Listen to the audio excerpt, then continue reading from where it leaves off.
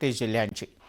परळीमध्ये धनंजय मुंडे यांच्या सरकारी बंगल्यावर बैठक झाली. बैठकीत वाल्मिक कराड, पवनचक्की मॅनेजर नितीन भिक्कड हे उपस्थित होते. बैठकीत 3 कोटी रुपयांची डील झाली. 3 कोटी रुपयांची डील 2 कोटीत फायनल झाली असा मोठा दावा आमदार सुरेश धस यांनी केला आहे. अजितदादा, देवेंद्र फडणवीस आणि एकनाथ शिंदे तुम्हाला हात जोडून विनंती करतो की धनंजय मुंडे यांचा राजीनामा घ्या अशी थेट मागणी भाजपचे आमदार सुरेश धस यांनी केली. मुंडे यांना सरकारमध्ये ठेवू नका अशी आग्रही मागणी धस यांनी केली आहे. आका किंवा मोठा आका असो, गुन्हेगाराला फाशी झालीच पाहिजे अशी मागणी धस यांनी केली आहे. तर संतोष देशमुख यांच्या हत्येचा कट एप्रिलमध्येच शिजला होता असा दावाही त्यांनी केला. काल मी अजितदादा यांच्यावर टीका केली नव्हती. अजित पवार यांचे कान भरणं सुरू आहे असं स्पष्टीकरण सुरेश धस यांनी दिलंय.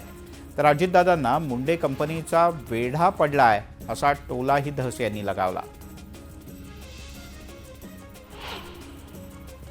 आका आत गेल्यापासून नितीन कुलकर्णी गायब आहे. नितीन कुलकर्णीला समोर आणा, कुणाकडून किती माल घेतला हे सगळं कळेल असा दावा भाजपचे आमदार सुरेश धस यांनी केला.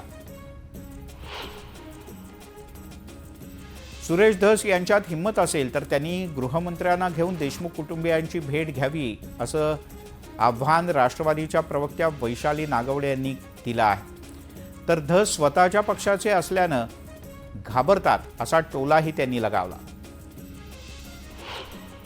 मे महिन्यापासून देशमुख यांच्या हत्येची तयारी सुरू होती असा दावा बजरंग सोनावणे यांनी केलाय. तर देशमुख यांच्या मारेकऱ्याला फाशी झालीच पाहिजे अशी मागणीही त्यांनी केली.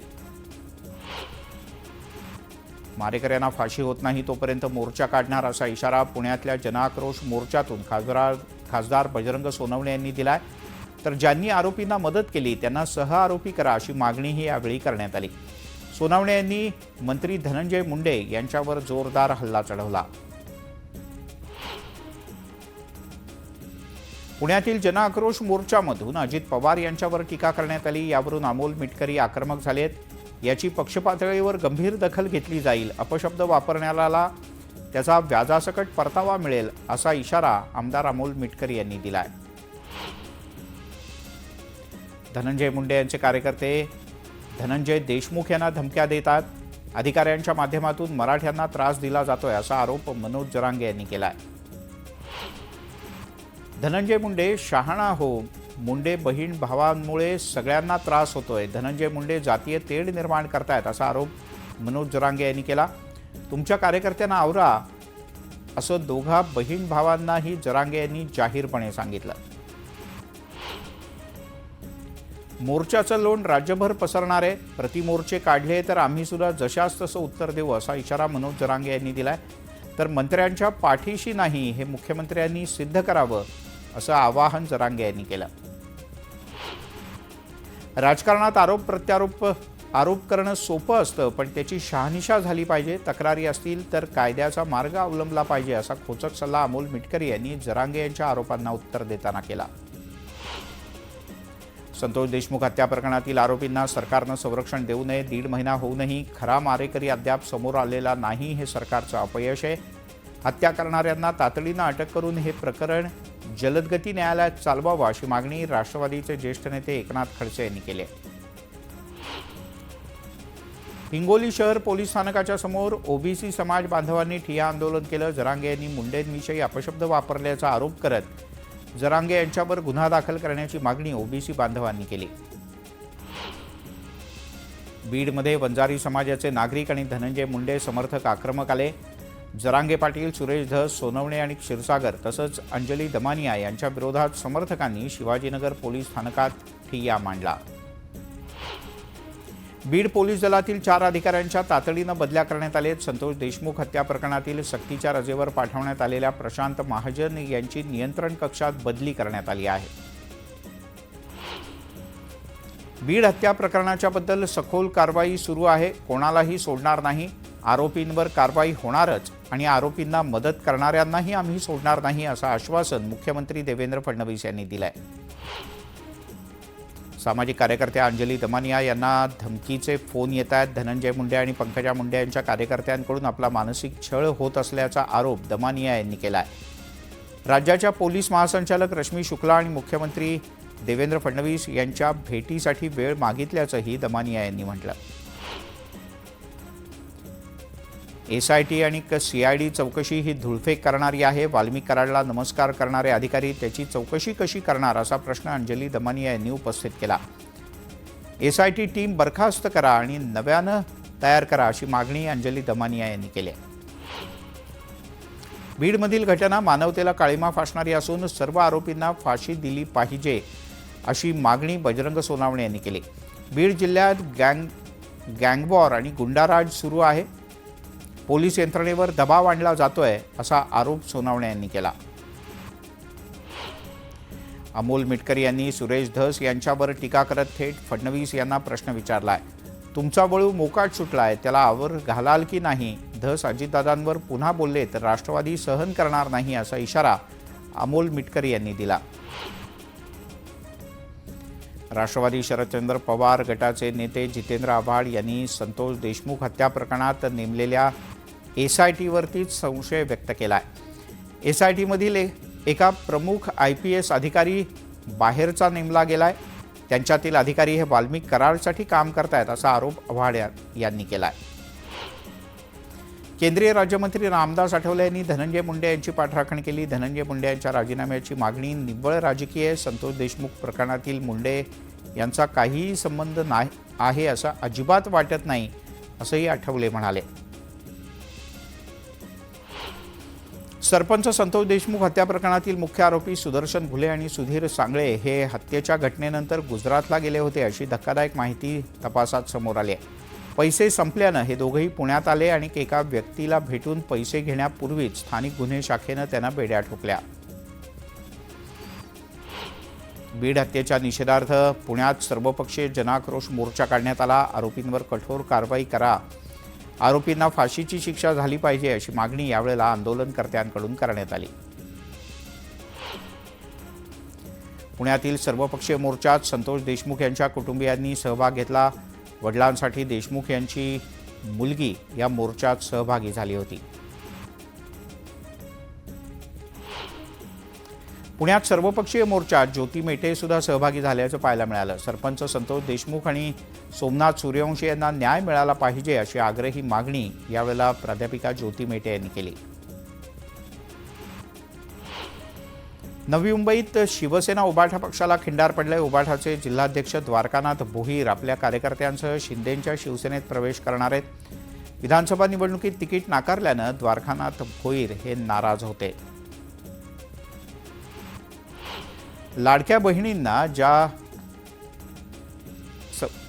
यापूर्वी दिलेत त्या सवलती कोणत्याही परिस्थितीत बंद होता कामा नयेत. जे निकष लावलेत ते पुढच्या अर्जांसाठी लावा अशी प्रतिक्रिया जयंत पाटील यांनी व्यक्त केली आहे. भाजप जगातील सगळ्यात मोठा राजकीय पक्ष बनलाय. भाजप कोणत्याही परिवाराचा अधिकार नाही. भाजप म्हणजे 11 कोटी सदस्य संख्या असलेला एक राजकीय पक्ष अशी भूमिका मुख्यमंत्री देवेंद्र फडणवीस यांनी मांडली. महाराष्ट्रात भाजपला 1.5 कोटी सदस्य बनवायचं उद्दिष्ट असल्याचंही फडणवीस यांनी नमूद केलं.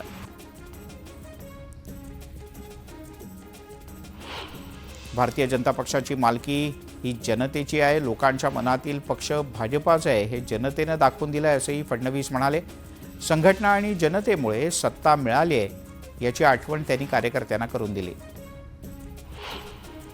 सत्ता स्थापनेच्या नंतर पहिल्यांदाच अजित पवार यांनी बारामतीत जनता दरबार घेतला. बारामतीतील सहयोग निवासस्थानी अजित पवार यांच्या भेटीसाठी नागरिकांनी मोठी गर्दी केली होती.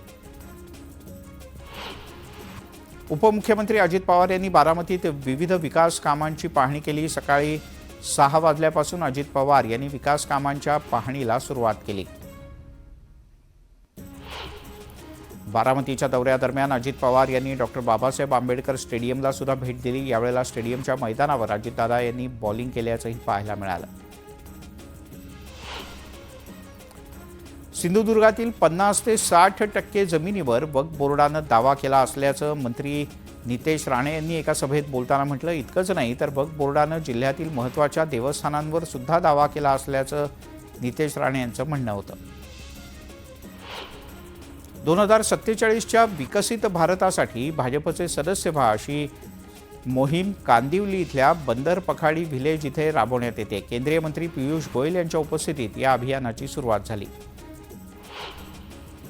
माजी केंद्रीय राज्यमंत्री कपिल पाटील यांच्या नेतृत्वात भिवंडी ग्रामीण मतदारसंघात भाजप सदस्यता अभियान राबवण्यात आलं.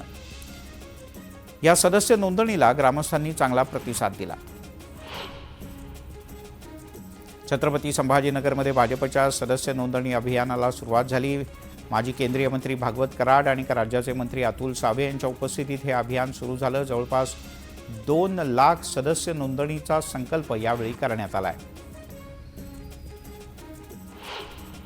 मुक्ताईनगरमध्ये केंद्रीय राज्यमंत्री रक्षा खडसे यांच्या उपस्थितीत भाजपच्या सदस्य नोंदणी अभियानाला सुरुवात झाली. या अभियानाच्या अंतर्गत जास्तीत जास्त सदस्य पक्षाशी जोडले जातील असं पाहावं असं रक्षा खडसे यांनी सांगितलं.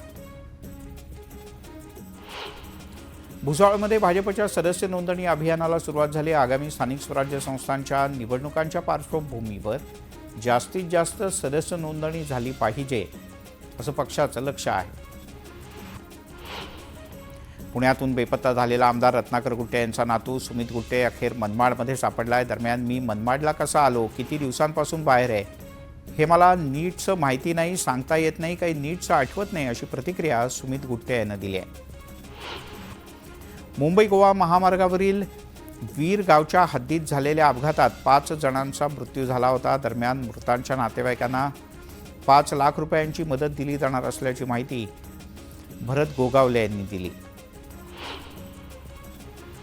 शिर्डीतील साईबाबा संस्थाननं मोफत जेवण बंद करावं आणि हे पैसे मुलांच्या भवितव्यासाठी शिक्षणासाठी खर्च करावेत अशी मागणी माजी खासदार सुजय विखे यांनी केली आहे. यासाठी आंदोलन करण्याची वेळ आली तरीही मागे पुढे पाहणार नाही असा इशाराही सुजय विखे यांनी दिला. सोलापुरातील आसरा पुलाचं काम रखडल्यानं संभाजी ब्रिगेडनं बोंबाबोंब आंदोलन केलं. काम पूर्ण करण्याची मागणी करत कार्यकर्त्यांनी महापालिकेच्या अधिकाऱ्यांना एक निवेदनही दिलं. जळगावच्या अमळनेरमधील प्रताप हायस्कूलच्या माजी मुख्याध्यापक प्रमोदिनी पाटील यांच्यावर गुन्हा दाखल करण्यात आला आहे. त्यांनी शासकीय योजनांचा लाभ घेण्यासाठी बोगस दिव्यांग प्रमाणपत्र लाटल्याचं समोर आलंय.